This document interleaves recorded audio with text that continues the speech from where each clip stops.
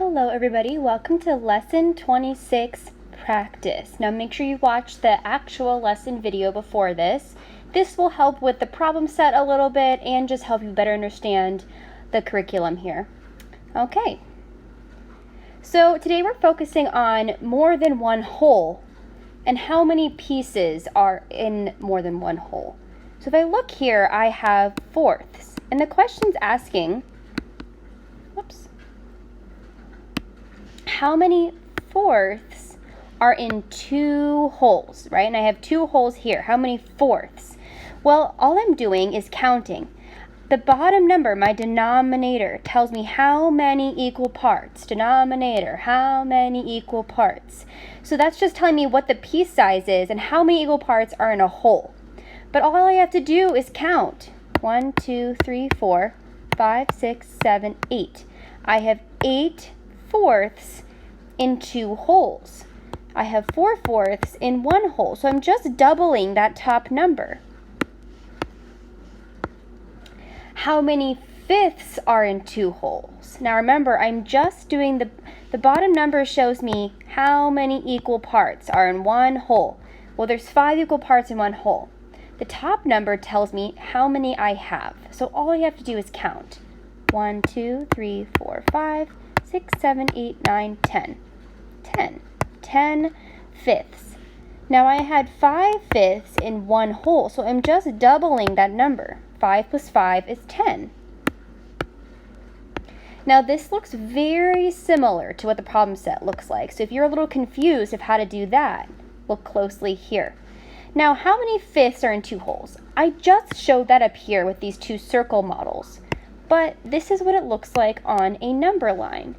And if I look at it closely, I have a one whole from this 0 to this 1, right? That's one whole. And then from 1 to 2, I have another whole. So I have 2 wholes here.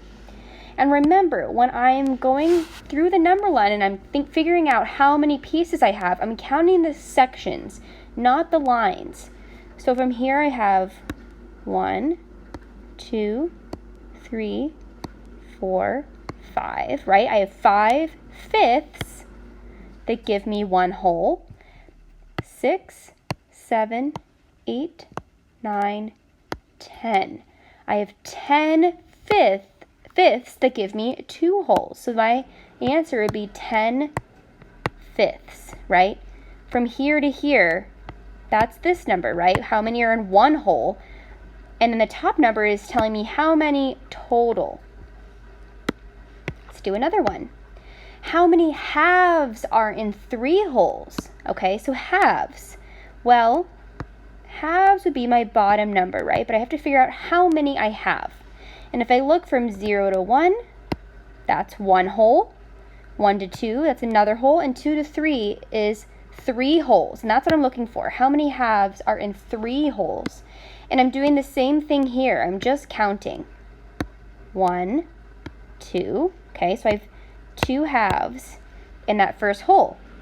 3, 4, 5, 6. Okay, so I have 6 halves in 3 wholes. And I also could count 2, 4, 6. 2, 4, 6, 8, right? I'm counting by 2s. So in 3 wholes, there are 6 halves. Okay. This is just another way of showing it. And here I'm doing fifths. But the tricky part here is I'm not starting at 0 on my number line. I'm starting at 2. And that's what makes this a little tricky. In 2 wholes, how many fifths do I have? I believe I did that earlier already. So if I look at this number bond, whoops, I have 5 fifths in one whole, but I'm counting 2 wholes, and I have 5 fifths in another whole. So in 2 wholes, I'm adding these top numbers, right? I have 10 fifths. 2 wholes equals 10 fifths. Or I could also write that here, 10 fifths. Well, how many are in 3 wholes? Well, I would just add on one more group of 5 fifths, right? 1 whole, 2 wholes, and 3 wholes. Well, my bottom number here, fifths, stays the same, right? That just tells me my piece size.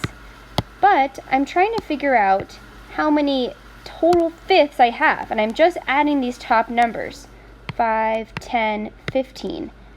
I have 15 fifths, or I could write it this way, 15 fifths.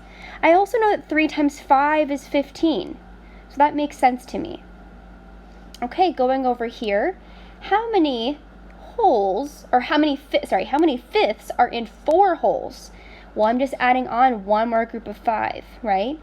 So let's just say I have one hole of 5 fifths, another hole of 5 fifths, another hole of 5 fifths, and another hole of 5 fifths, okay? 5, 10, 15, 20. In 4 holes, I have 20 fifths, okay?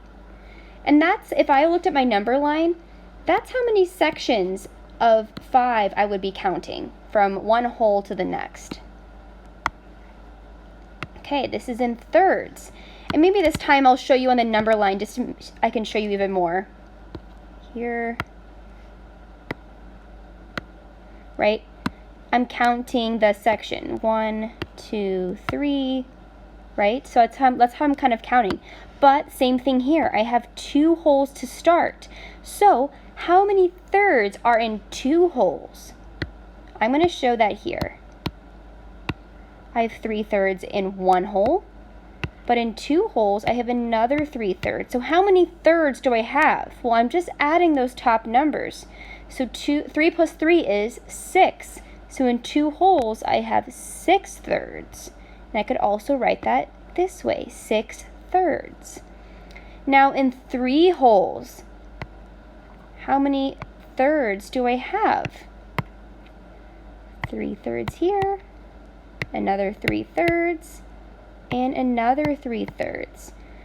The bottom number here tells me how many parts I have in each hole, how many equal parts, but the top number tells me how many I have total. So I'm just counting by 3s. 3, 6, 9. Oh, I have 9 thirds in 3 holes. 9 thirds in 3 holes. Well, can we see the pattern here? I'm just counting by 3s. And I'm kind of seeing if I have 4 holes, I'm really doing 4 times 3, right? That's that top number. The bottom number, third, stays the same. That's my piece size. But the top number, so if I had 3, 6, 9, 12, I would have 12 thirds in 4 holes. And I could also write it like that. So if you kind of notice that pattern here, I'm going to go down to this table. And it's kind of showing what we just did. I'm going to change my color so you can see that. In 2 holes, so they're starting with 2 holes here, I have 6 thirds, right? I'm doubling that bottom number. So if I had 3 thirds in 1 hole, in 2 holes I had have 6 thirds. And then 9 thirds, I'm adding another 3. Do you see how at the top I'm adding another group of 3? And then in the top here I'm adding another group of 3 to give me 12. Okay, so let's try that with sevenths. How many sevenths are in 1 hole? Well, it's the same number on the top and the bottom. So if I was adding another group of 7 sevenths, that bottom number stays the same. That's how many pieces are in 1 hole. But if I was adding another group of 7 to the 7 I already have, I would have 14 sevenths to give me 2 holes.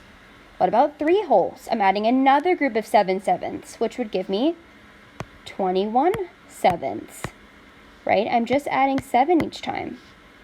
If I added 7 again, I would have 28 sevenths, or 4 holes. I also know that 4 sevenths fits into 28, so that's 4 holes. Okay, eighths. How many eighths give me 1 hole? 8 eighths give me 1 hole. So how many eighths would give me 2 holes? Well, I'm just adding another group of 8.